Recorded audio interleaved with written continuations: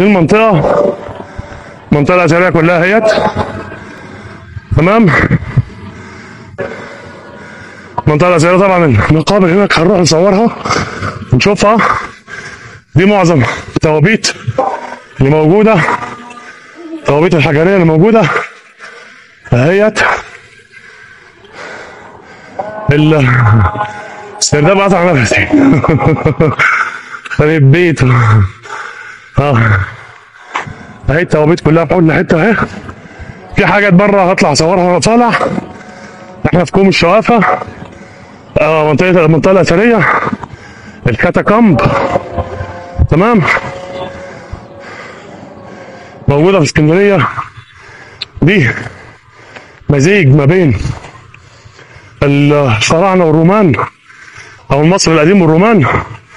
كانت من مقابر الدوله الوسطى. تم عمل الحفائر او الحفريات، لا الحفائر، اسف، حفريات ايه؟ الحفائر عام 1822.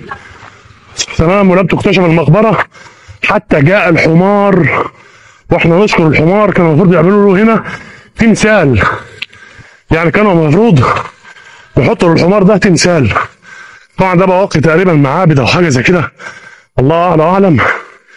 دي مش دي، ما اقصدش على رصد على عواميد والكلام ده والاحجار المحطمه هناك. دي تقريبا كانت مقابر او حاجه زي كده، تقريبا كانت مقابر. طبعا حتى جاء الحمار ونزل فيه البير، وقع في البير، وتم اكتشاف المقابر دي عام 1900. واحنا نشكر الحمار والله، اللي بسببه شفنا الحاجات الجميله اللي عرضناها لكم في الفيديوهات، او اللي لسه هنعرض لكم في الفيديوهات من خلالها. انا حبيت بس اوريكم التوابيت من بره كده. تعالى بقى ندخل جوه المقابر ونشوف فيها ايه معانا والدنيا هتقول ايه. تحياتي لكم جميعا، انا احمد سفاري، ذا الاشارات بتقول السلام عليكم ورحمه الله وبركاته.